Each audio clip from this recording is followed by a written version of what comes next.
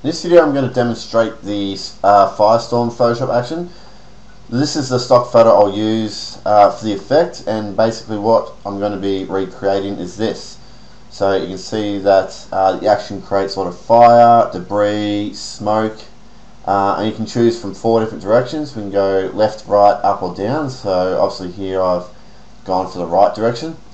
And also in this tutorial I'm going to combine it with another one of my actions called Soft Focus 3 to add some cool lighting effects. You can see I've got some light coming down from the top corner here. It's hitting our subject, adding some nice little glows around the edges of him.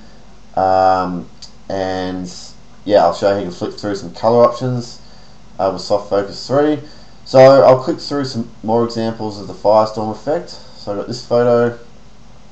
Went to that. I'll zoom in so you can see some of the details. So you can see a whole heap of detail that the action creates. Just move this around. Okay.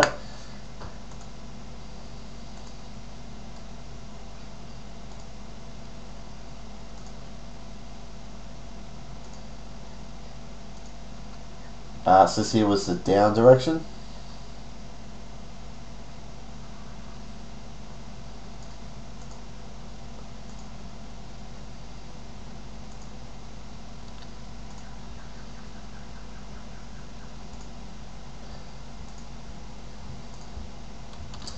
Okay, so I'll close these all down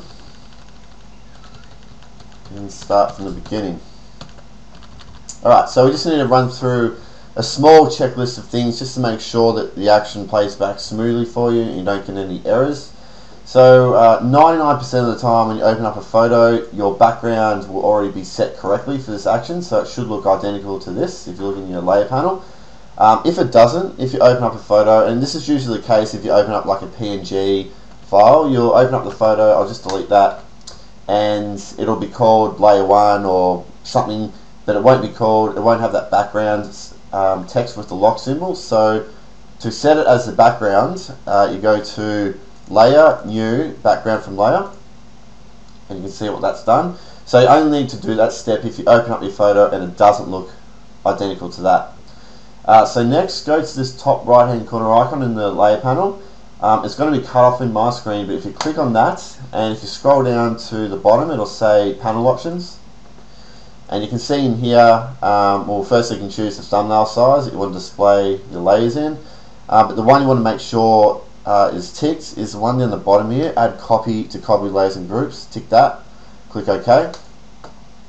Next, go to image mode, make sure you're in RGB color mode and 8 bits of channel is selected. Still in the image menu, go to image size, and you can see the size of my photo here is 2600 by 2500 with a resolution of 300. I found throughout all the tests I did with this action that to achieve the best results you want to be using high resolution photos.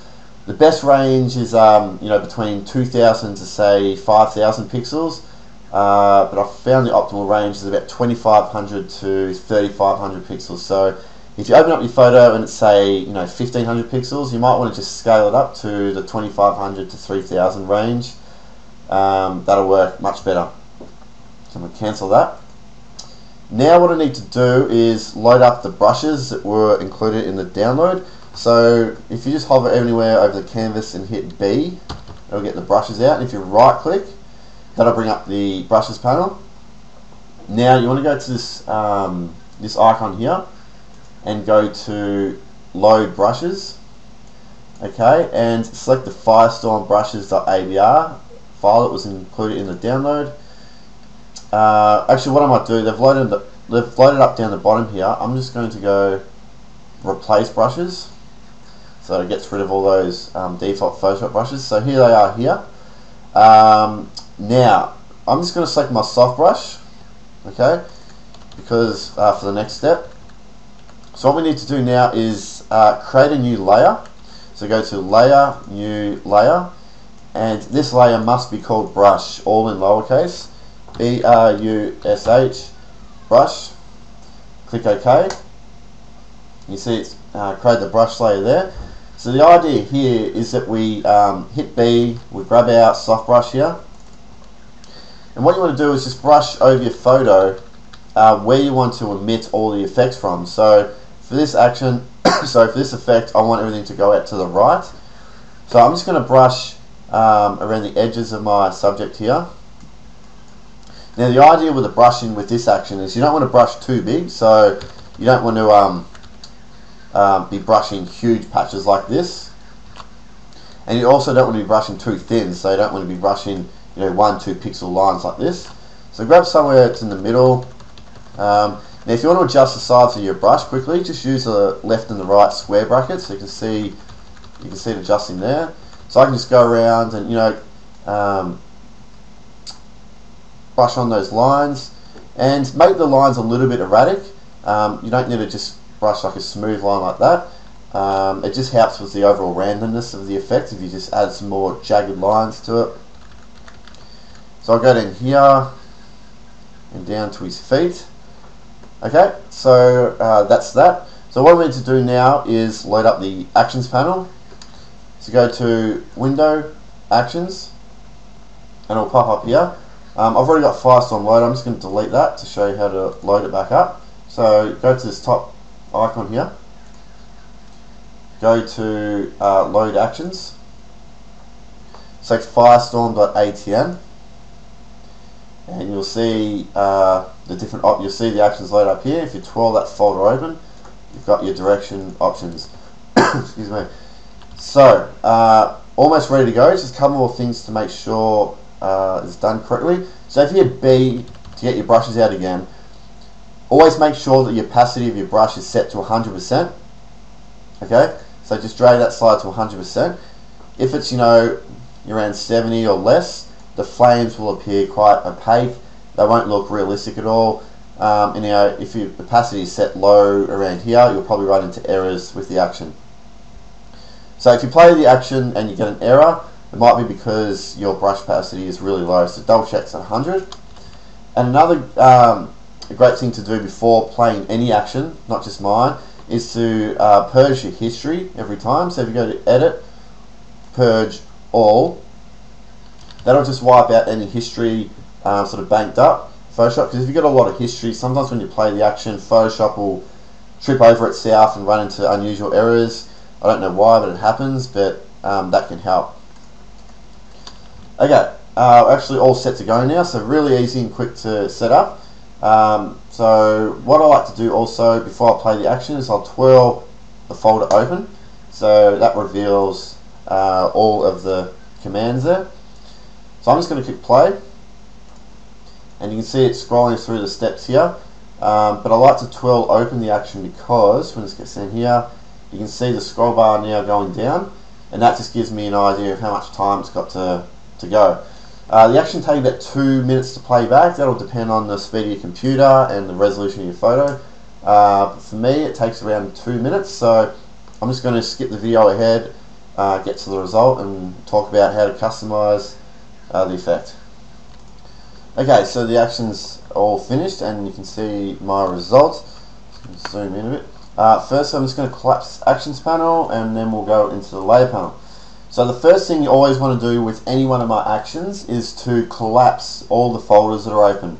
Okay, just so that everything's got a much neater looking workflow.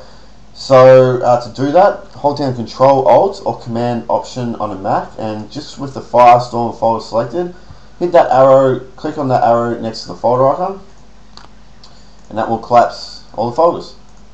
So if you want to run the action again, just hit delete on the FireStorm folder, and I've kept the brush layer on, so the action's all ready to run again. So every time you run the action, the position of these flames is going to be randomized. All the particles here are completely randomized. And one thing that can have a dramatic effect on where the flames appear and the density is where you brush. So if you want to experiment with the brushing, you could just if I hit Control Command A and delete, I could rebrush over this photo. Maybe I might want to do it in little patches. I could turn my opacity up. I could brush a little patch there, a little bit there, big part here. So So, you know, a lot of flames will emit from here, maybe a few from here, his foot. So just play around with the brushing, and every time you play the action, when you get to the result, save your Photoshop file out. So maybe I'll call this FireStorm 1. I'll run the action again, I'll brush a different area, I'll get to the result, save it out as FireStorm 2. Then just compare, you know, maybe run it 5 times and compare which default result you like the best. But then of course you can go into the layer panel here and make customizations, which I'll talk about now. So firstly, if you go down the bottom here, by default I've applied a color grade to the design, and I've also added a vignette around the edges of the canvas, so you can see that there. So I've turned the color options folder off and vignette off. That is just the original state of your photo. Turn them back on, adds a bit of effect. So if you go into color options, I've set up 10 color options here, so you can just go down the line and turn the visibility on for those layers, and that will just apply a different color grade. You can combine them, so maybe I want to use color option 7 and color option 1, and maybe it's too intense, so maybe I could set color option 7 to 50% opacity. So if I just select the layer and hit 5 on the keyboard, that'll just lower the opacity of that layer to 50%. So now it's combining those two together.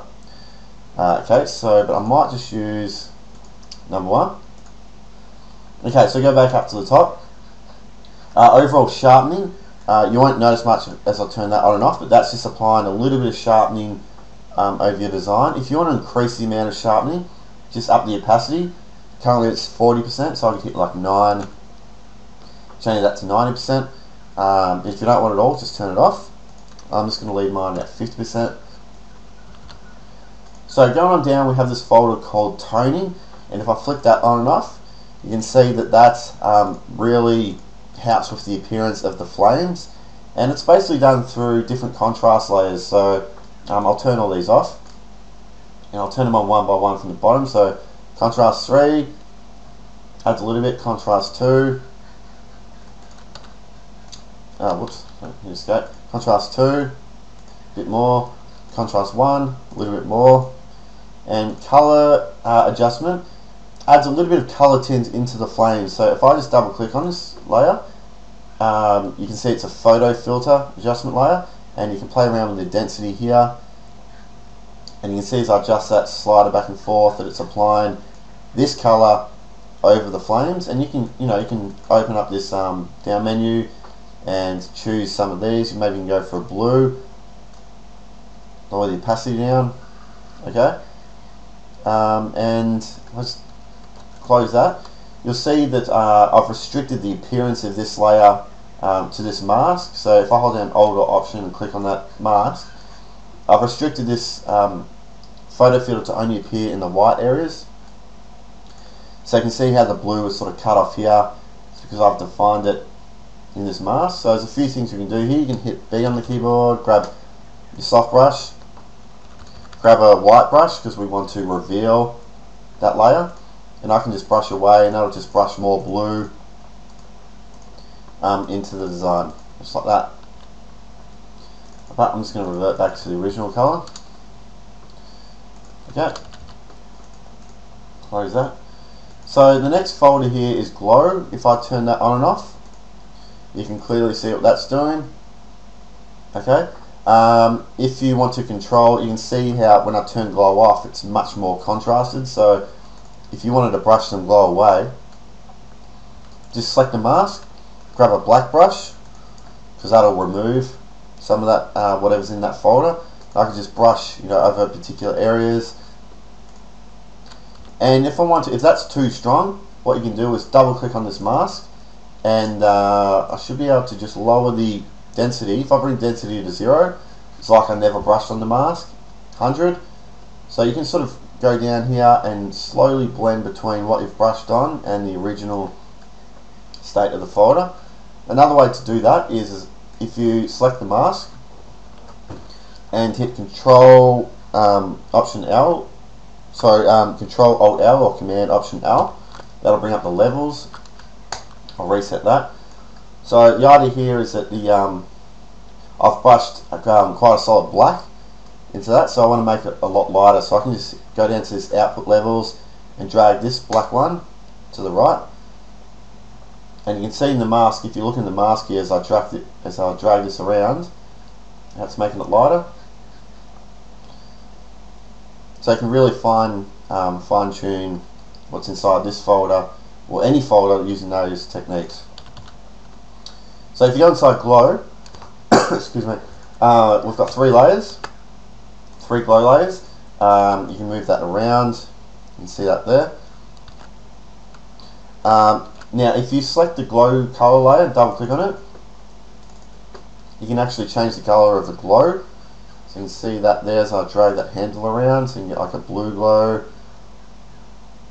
have more of a yellowish glow. Okay, and these layers here work the same way. I can select this one. This glow appears closer to our subject. And then this one here, a bit further out. So you can play around with all those. Okay, next folder is Embers. Now I'll just zoom right in here. I'll pick a spot.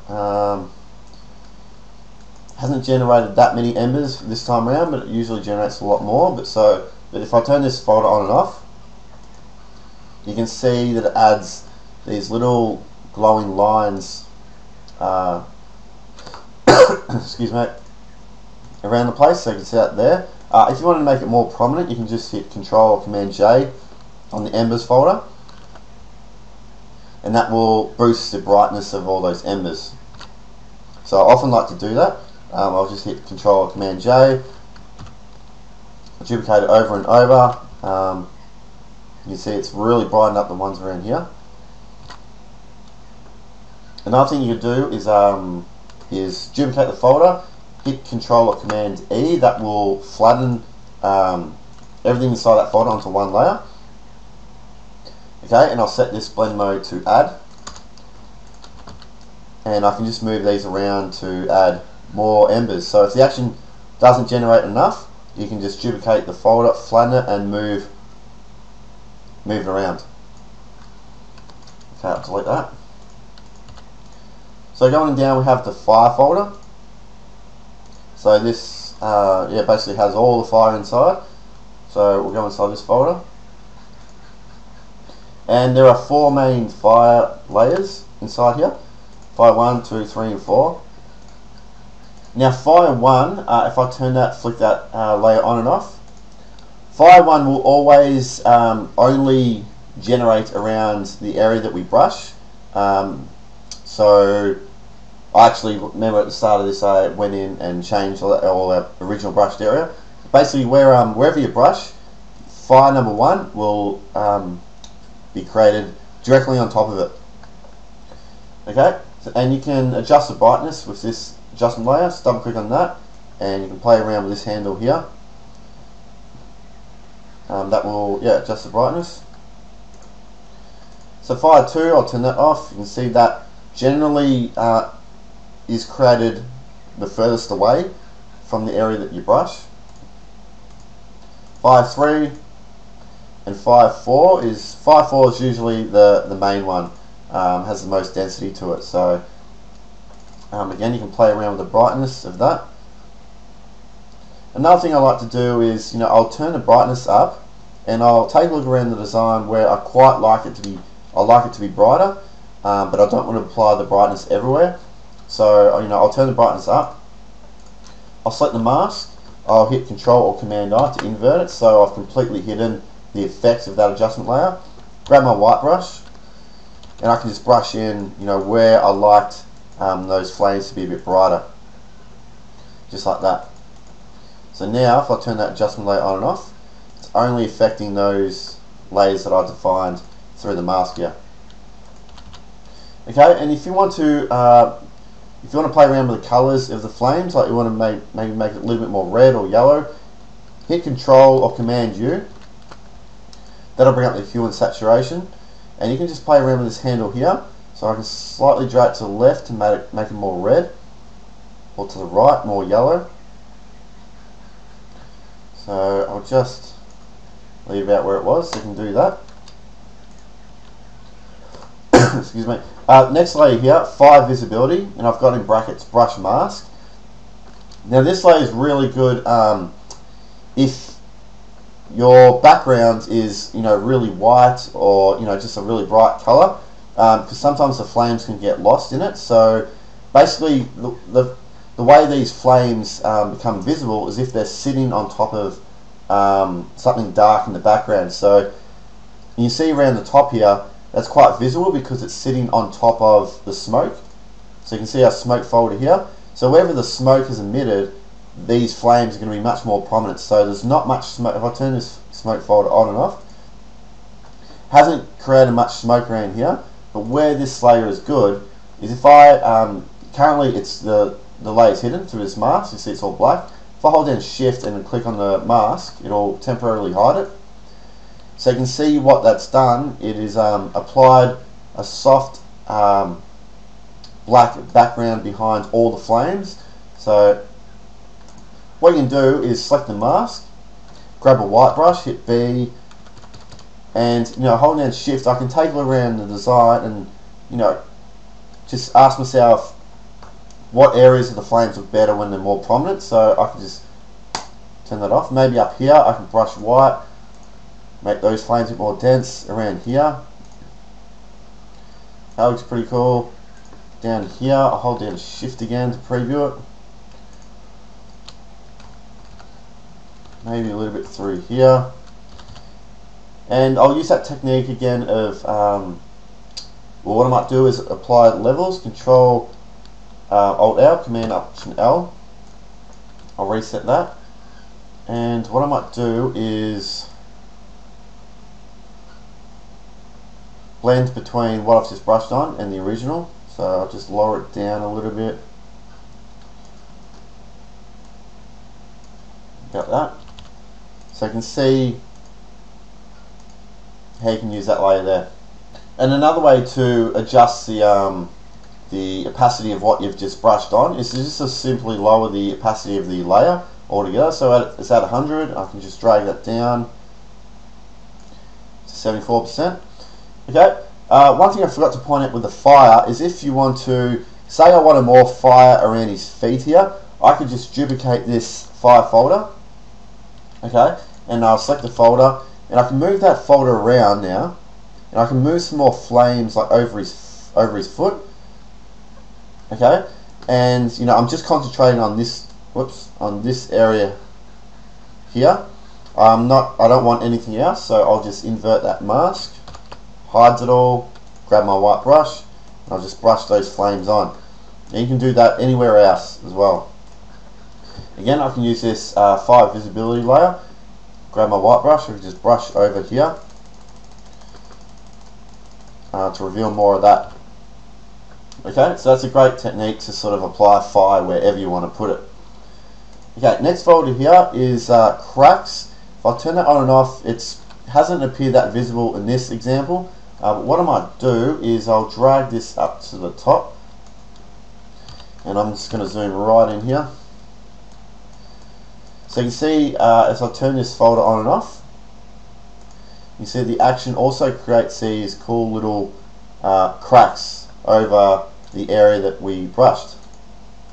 Okay, so keep that in mind that those cracks will be created.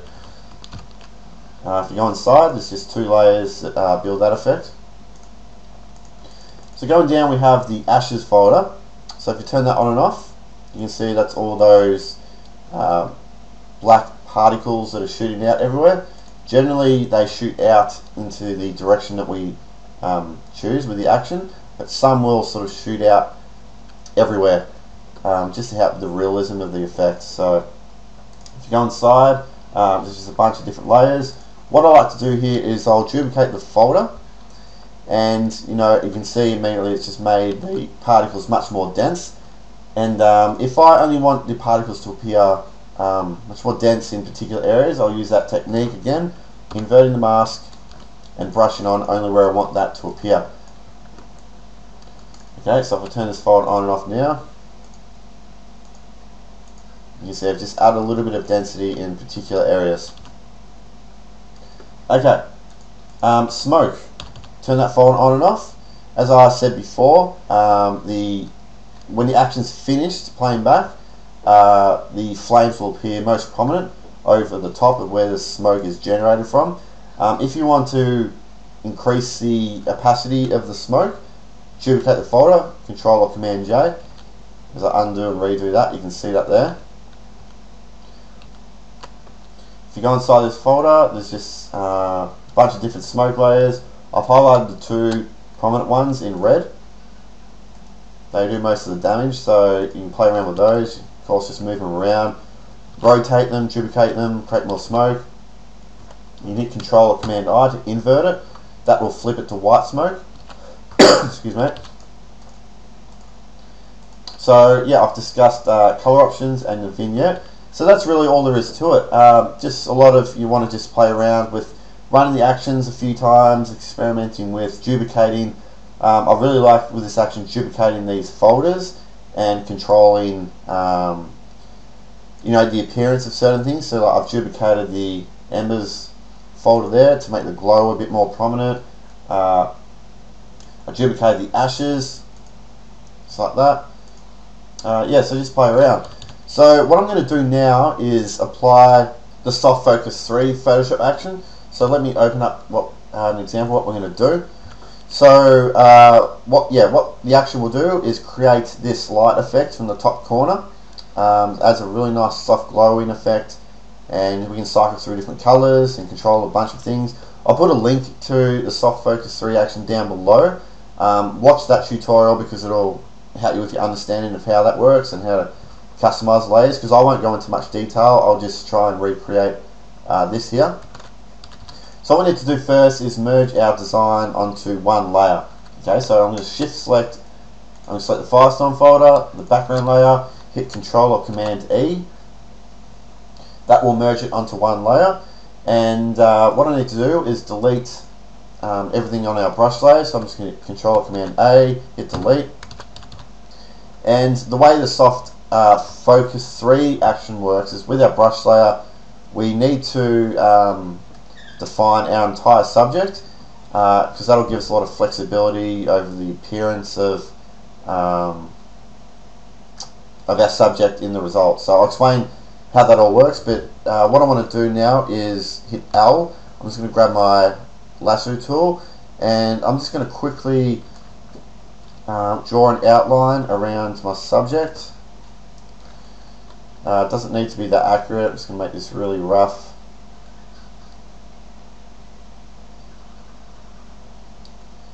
It's around there.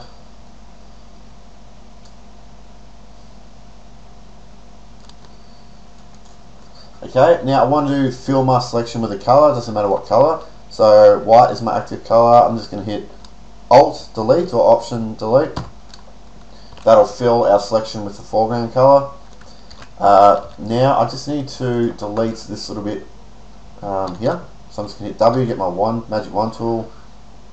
I'm going to select that area. I'm just going to delete that from the brush layer. So now the Soft Focus 3 action is all ready to go. So I'll have it here. Just move to the bottom, and this action takes about a minute to play back. So I'm just going to click play, and I'll fast forward it to the result. Alright, so the action's finished playing back, and you can see that it's applied the Soft Focus 3 effect. So again, I'm just going to hold down Control Alt or Command Option and click on the folder arrow here. That will collapse all the folders. So yeah, I'll put the link to Soft Focus 3 down below, so you can check that action out and watch the tutorial, because I go through how to customize the effect and what all these layers do inside each folder. Basically, you can turn these folders on and it'll apply a different lighting effect. But there's a lot of ways we can customize that. So what I firstly want to do is I'll go inside. I want to turn off these two sharpening layers. I want to play around with the subject clarity a bit, the opacity. So the reason why we define our area here is that we can control certain things like the background brightness, like that, and that won't affect our subject, only the area around it. And also the subject clarity, you can play around the opacity of that. Like that. I'm going to go into my color toning. I'm going to change the shadow color to a deeper red. Okay.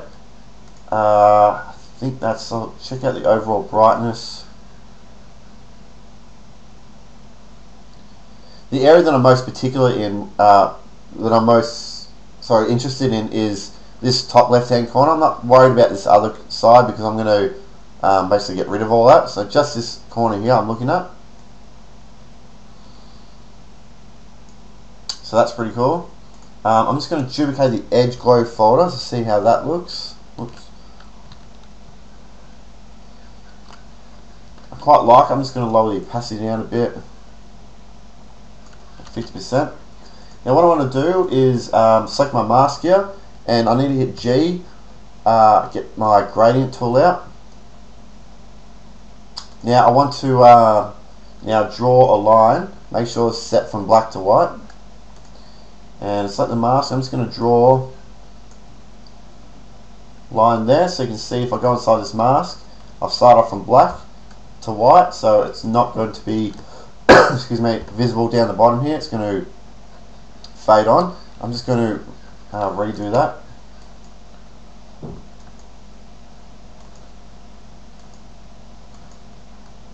Maybe about there is good.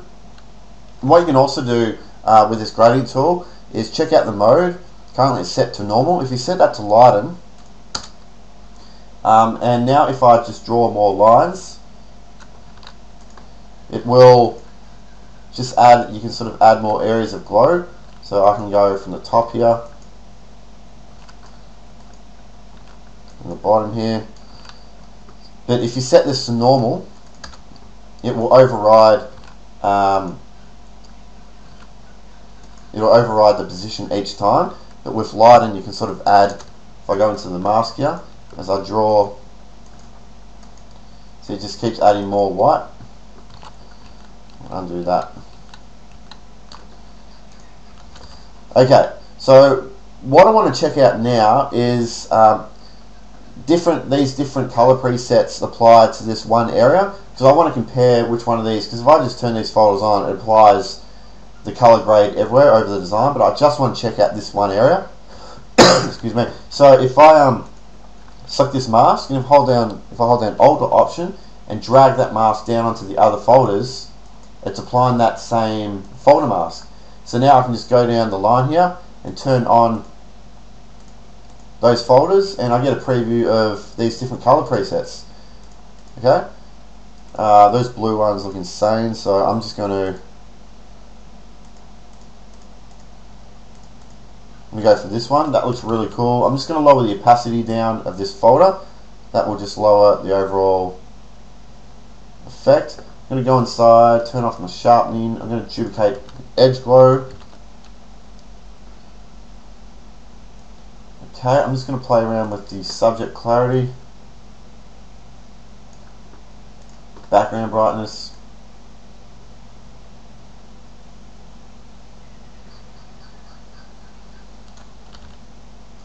And I'm pretty much done. Just going to check out a little bit of overall contrast. So there we go, that's it. I'm just going to shift select, I'm going to group all these and compare that against. See, Soft Focus 3 is just a really quick and cool way you can add some nice lighting effects to your designs, and you can see combined with the FireStorm action you can create some pretty awesome effects with little to no effort at all, really. You could be pumping out designs like this in 10-15 minutes easily. So have fun using the effects. If you decide to download both, you'll have a good time playing around with all those settings. And yeah, if you've got any questions or need help, just send me a message. Thanks.